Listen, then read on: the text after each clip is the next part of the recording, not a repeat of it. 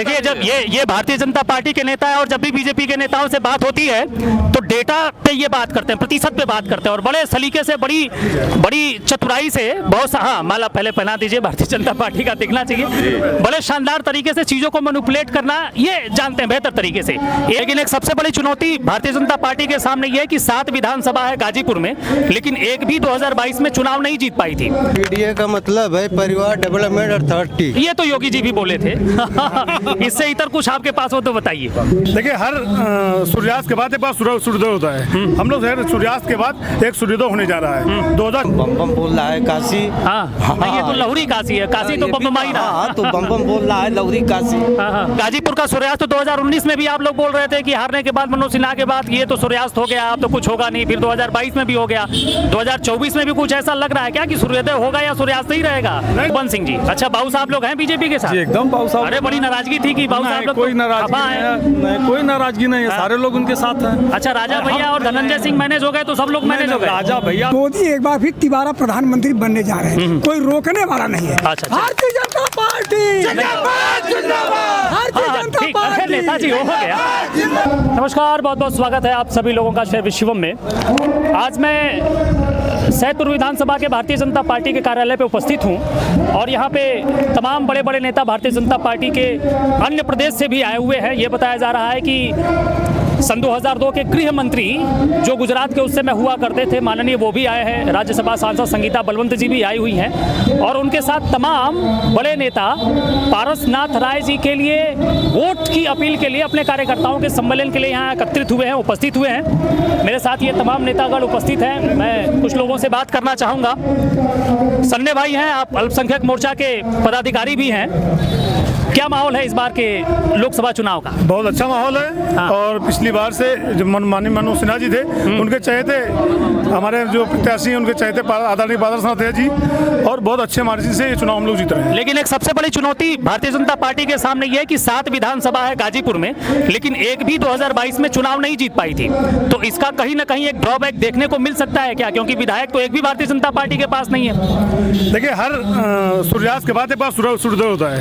हम लोग सूर्यास्त के बाद एक सूर्योदय होने जा रहा है। 2024 में हम लोग रिकॉर्ड तोड़ मतों से जीतेंगे इस चुनाव। और जो पिछली बार जो समीकरण थे वो समीकरण सपा बसपा के सारे समीकरण थे, अब की बार वो समीकरण नहीं है। लेकिन गाजीपुर का सूर्यास्त तो 2019 में भी आप लोग बोल रहे थे कि हारने के बाद, मनोज सिन्हा के बाद ये तो सूर्यास्त हो गया, अब तो कुछ होगा नहीं। फिर 2022 में भी हो गया, 2024 में भी कुछ ऐसा लग रहा है क्या कि सूर्योदय होगा या सूर्यास्त ही रहेगा? क्योंकि बड़ी चुनौती है। निश्चित है, कार्यकर्ताओं की मेहनत, हमारे जो भी हमारे कार्यकर्ता और उनकी लगातार मेहनत, उनका परिश्रम रंग लाएगा और ईमानदारी की हुई मेहनत हमेशा रंग लाती है। अच्छा, विपक्ष बार बार इस बात का एक आरोप लगा रहा है, महंगाई और, थोड़ा सा आगे आ जाइए, शुभ नाम क्या है आपका? हरिनारायण पांडे जी। महंगाई और बेरोजगारी ये एक सबसे बड़ी चुनौती है भारतीय जनता पार्टी के सामने, जिसका जवाब देने के लिए शायद लोग बार बार इस बात को, विपक्ष के बड़े बड़े नेता आमंत्रित भी कर रहे हैं, नरेंद्र मोदी और बड़े बड़े नेताओं को, लेकिन इस पे खुल के बात नहीं हो पा रही। तो आप इस पे क्या कहना चाहेंगे? किस तरीके से महंगाई बढ़ी है या घटी है, या बेरोजगारी बढ़ी है? महंगाई बढ़ी नहीं है। अच्छा। आप तुलनात्मक अध्ययन कर लीजिए, 2004 से 2014 के बीच में जिस रेशियो से महंगाई बढ़ी है, उस रेशियो से 14 और 24 के बीच नहीं बढ़ी है। आप उसका अध्ययन करके देख लीजिए, उसका रिजल्ट हमारे पास आ रहा है, विश्लेषण आ रहा है। महंगाई नहीं बढ़ी है, बेरोजगारी भी नहीं बढ़ी है। आप कहीं काम करवाने जाइए, आपको लेबर नहीं मिल रहे हैं, कहाँ बेरोजगारी बढ़ी है? बेरोजगारी नहीं बढ़ी है। ये एक नैरेटिव पैदा किया जा रहा है विरोधियों द्वारा, उनके पास कोई विकल्प नहीं है। विरोधियों के पास कोई विकल्प नहीं है, कोई मुद्दा नहीं है, मुद्दा नहीं है। कोई देखिए, जब ये भारतीय जनता पार्टी के नेता है और जब भी बीजेपी के नेताओं से बात होती है तो डेटा पे ये बात करते हैं, प्रतिशत पे बात करते हैं और बड़े सलीके से, बड़ी चतुराई से, बहुत हाँ माला पहले पहना दीजिए, भारतीय जनता पार्टी का दिखना चाहिए, बड़े शानदार तरीके से चीजों को मैनिपुलेट करना ये जानते हैं बेहतर तरीके से। एक आरोप ये भी लग रहा है कि अगर 2024 में सरकार बन गई तो संविधान खत्म हो जाएगा और लोकतंत्र तो 2014 से खतरे में है। संविधान खत्म करने की जहाँ तक बात है, उसने कांग्रेस ने 75 में काफी परिवर्तन किया। संविधान तो उन्होंने खत्म किया।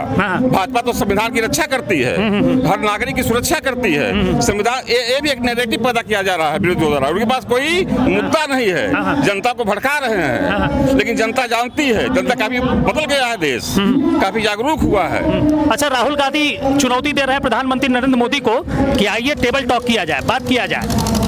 राहुल गांधी क्या टेबल टॉक करेंगे? उनके पास है क्या विचार है? उनके घर में 3-3 प्रधानमंत्री हुए हैं और वो प्रत्याशी हैं प्रधानमंत्री के। आप ऐसे कह रहे हैं कि उनके पास क्या है? वो नेहरू जी थे, पंडित नेहरू जी थे, वो योग्य व्यक्ति थे उस जमाने के। लेकिन गांधी परिवार में इंदिरा जी थी, वो इंदिरा जी, नेहरू जी, जवाहरलाल, ये राजीव गांधी जी, और उसमें इनका उपनाम पप्पू पड़ गया। नहीं, पप्पू तो खैर आप लोगों ने रखा है, लेकिन वो तो आप पप्पू कह रहे हैं और आप पप्पू कह रहे हैं और आपके नहीं कर रहे हैं पप्पू। नहीं, मतलब आपने कहा कि रख दिया गया है, लेकिन समाज में वो पप्पू लेकिन नरेंद्र मोदी तो उनको शहजादे कह के बुला रहे हैं, इतना बड़ा सम्मान दे रहे हैं। शहजादे हैं। आज आप पत्रकार हैं, आपको पता है कि राहुल गांधी किस जमानत पे घूम रहे हैं। वो जमानत पे हैं, उनकी माँ जमानत पे है कि नहीं है? तो क्या कहा जाए, विरोधियों की चाल है, उनको उल्टा पलटा बोलना है, कुछ उनके पास विकल्प नहीं है। अच्छा, अखिलेश जी ने एक नारा दिया है, पीडीए, पिछड़ा दलित अल्पसंख्यक। तो क्या ये पीडीए आपके साथ है इस बार के चुनाव में, भारतीय जनता पार्टी के साथ, या अखिलेश जी लेके चले गए इनको? कहाँ अखिलेश जी के पास पीडीए है? पीडीए पूरा हमारे साथ है। अच्छा। पूरा लाभार्थी समूह हमारा है। सरकार ने इतना काम किया है, हर वर्ग के लिए काम किया है, हर वर्ग कोई भेदभाव नहीं हुआ है, सबके साथ न्याय हुआ है, सबके साथ काम हुआ है। तो लाभार्थी समूह हमारा बहुत ज्यादा है, उसमें पीडीए का कोई मतलब नहीं है जी। अच्छा, लाभार्थी के साथ सीबीआई, ईडी, सीबीआई का भी छापा, इसका भी सहयोग हो रहा है क्या इस चुनाव में?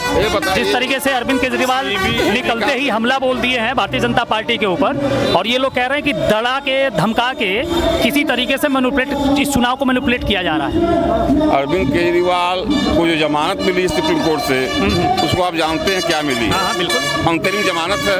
उनको कार्यालय में जाना नहीं है, किसी मुद्दे पर बोलना नहीं है। उन्होंने शराब नीति में क्या किया, आप सारे लोग विद्वान व्यक्ति हैं, पत्रकार समाज से हैं, आप लोग पढ़े लिखे वर्ग के हैं, आप लोग सारी चीजें जानते हैं कि वो केजरीवाल क्या कर रहे हैं जी। चलिए, पारसनाथ राय जी हैं और पीडीए की बात हो रही। अच्छा, आप शुभ नाम क्या है आपका? मेरा सुरेश राम। सुरेश राम जी, हाँ बताएं। पुणे शहर, महाराष्ट्र। अच्छा, आप महाराष्ट्र से आए हैं? यहाँ प्रचार, अच्छा यहाँ गांव है, तो महाराष्ट्र से काम छोड़ के यहाँ प्रचार करने आए पारसनाथ राय जी के बारे में? मेरे पार्टी के लिए मेरा पूरा जिंदगी अर्पित है, जीवन अर्पित है। तो वहाँ भी पुणे में पॉलिटिक्स करते हैं या आप? नहीं, वहाँ पर भी करता हूँ। अच्छा, आप पॉलिटिकल लीडर हैं। पीडीए के बारे में कुछ बता। पीडीए का मतलब जो सपा मुखिया पीडीए का नारा दिए हैं, पीडीए का मतलब है परिवार डेवलपमेंट अथॉरिटी। ये तो योगी जी भी बोले थे। इससे इतर कुछ आपके पास हो तो बताइए, इसके अलावा भी कुछ है आपके पास? इसके पास 2014 से पहले देश में और 2017 से पहले प्रदेश में दंगा होता था, अब दंगल होता है। अच्छा, अब दंगल होता है, चुनावी दंगल चल रहा है? चुनावी दंगल नहीं, दंगल का मतलब होता है खेल से, खेल को बढ़ावा दिया जाता था। अच्छा अच्छा, चलिए बढ़िया। और कोई है जो पीडीए के बारे में बोलेगा? हाँ आइए। शुभ नाम क्या है आपका? लाल परीखा पटवा। पटवा जी, आप कहाँ से हैं? गाजीपुर, भीमापार। अच्छा, भीमापार से। तो क्या माहौल है इस बार के चुनाव में? अरे एकदम बम बम बोल रहा है काशी। ये तो लहुरी काशी है, काशी तो बम ही रहा। तो बम बम बोल रहा है लहुरी काशी। एकदम हम लोग जीत रहे हैं।